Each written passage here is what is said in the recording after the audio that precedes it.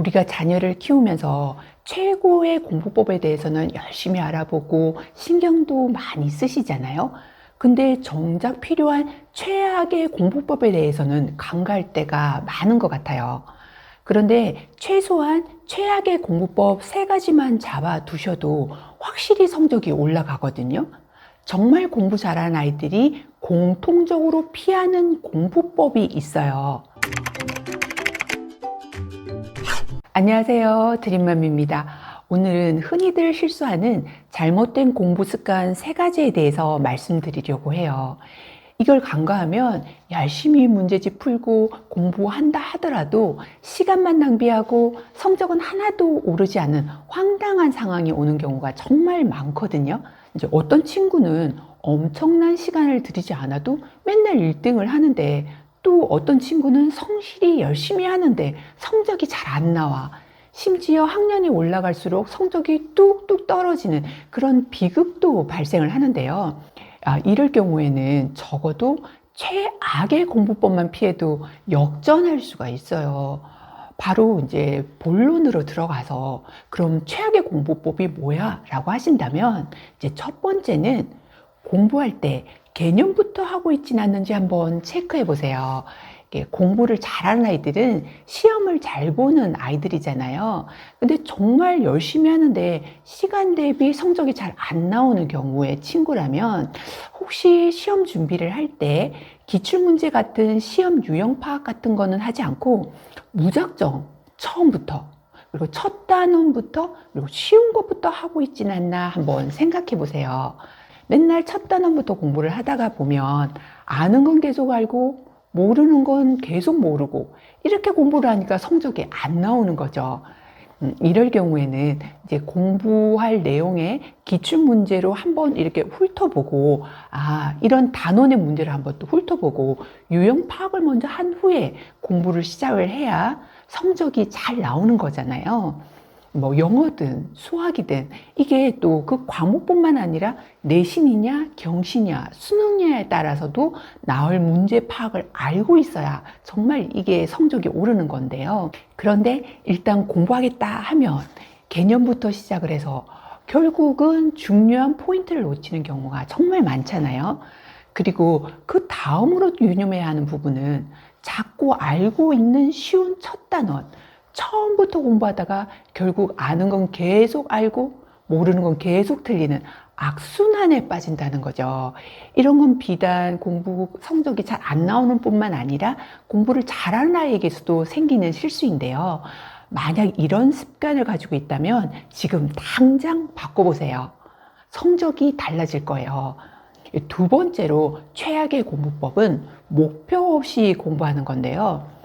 이 목표 없이 공부하는 게 왜 최악의 공부법이야? 라고 생각하실 수 있는데, 일단 이게 왜 문제냐면, 아이가 얼만큼 공부를 해야 하는 건지, 그냥 시간만 때우고, 이만큼 진도만 나갈래, 아무 계획 없이 한다면 성적이 움직이지를 않아요. 최소한 어떤 꿈을 갖고 있다, 뭐 이런 건 아니더라도 이번에 몇 점까지 올릴 거야. 그러려면 어떻게 더 잘해야 되지? 어느 대학을 갈 거야. 그러면 얼마만큼 공부해야 되지? 약간 실현 가능한 목표를 잡고서 이렇게 공부를 하게 되면 성적이 움직이는 원동력을 갖게 되는 거예요. 이제 마음이 급해서 공부해라, 딴짓하지 마라, 뭐 어디까지 했니? 이런 말이 불쑥불쑥 나오려 해도, 만약 이제 수학이라면 이번에 어디까지 풀어야 될까? 어디까지 몇 점대까지 올려보고 싶어? 뭐 이런 공부의 작은 목표를 아이가 가지고 시작하도록 도와주시고, 또 동기부여가 되도록 성적을 올리는데 좀 이렇게 뭔가 힘이 되어 주셔야 하는데요.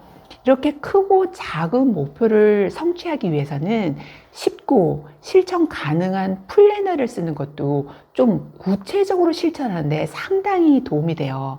뭐 거창한 플랜을 쓰라는 게 아니라 실천 가능하고 성취감도 느낄 수 있도록 간단한 플래너부터 시작을 해보는 것도 도움이 되실 거예요. 이 목표를 잡고 실천을 하면 공부에 감도 오고 잘할 수 있을 것 같다라는 뭔가 보이는 확신도 생기는데요. 마음이 급해서 오늘은 뭐 엄청 열심히 했다가 다음 날에는 아이고 힘들다 하고 좀 쉬었다가 그 다음 날 다시 하려고 보니까 왠지 부담스러워서 또 건너뛰고 이러다가 이런 악순환이 반복되는데 그러지 않기 위해서는 이런 플래너 그리고 이렇게 뭔가 목표를 갖는 걸 꼭 도와주셨으면 좋겠어요. 마지막으로 세 번째는 최악의 공부법으로 숙제 안 하는 습관인데요. 이제 학원을 열심히 다니다 보면 공부를 꽤 많이 한 느낌이 와서 이렇게 학원을 열심히 다녔으니까 뭐 내가 공부 많이 했을 거야 라고 착각을 하게 되죠. 그리고 또 너무 많은 이제 학원 수업을 하다가 보니까 숙제할 시간도 없고 또 이러다가 대충 미루는 경우도 좀 종종 생기잖아요. 이러면 절대 성적이 오르지 않는 게 학원에서 이제 수업을 1시간 가량 들었다라고 하면 적어도 자신의 걸로 만들기 위해서는 한두 시간 정도 오롯이 공부를 해야 자신의 실력이 되는 거고 그 중에서도 숙제가 정말 중요한 역할을 하는데요. 공부를 잘하나 치고 솔직히 숙제 안 해온 나이 없잖아요. 이제 하버드 간 그 친구가 기억이 나는데요. 숙제를 다 못하면 아예 학원을 줄여서 완전히 학교, 학원, 숙제, 또 자기 공부가 되는 그런 시간 외에 더 추가적으로 학원을 잡지 않더라고요.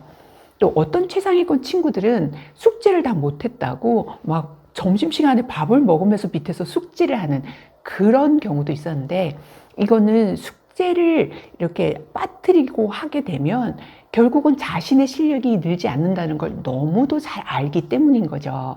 그래서 숙제라는 걸 꼭 체크해 보셨으면 좋겠어요. 아무리 좋은 학원이라도 복습하고 숙제할 시간을 갖지 못한다면 학원에 돈 쏟아붓고 아이 고생하고 그리고 저희 돈 낭비하고 이게 무슨 고생이겠어요. 너무 속상하죠.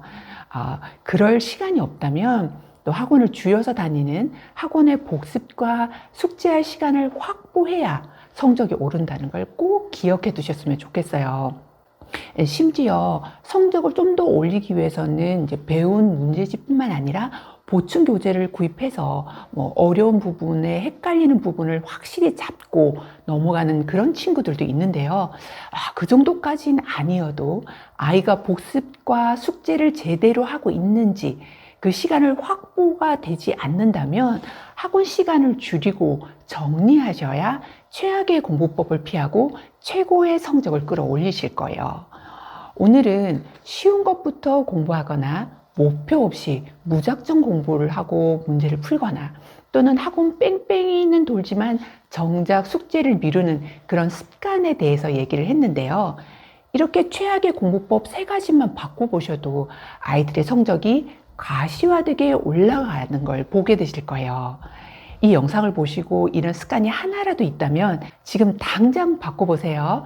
그리고 여러분의 성적이 쑥쑥 오르는 그날까지 드림맘도 함께 하겠습니다. 화이팅!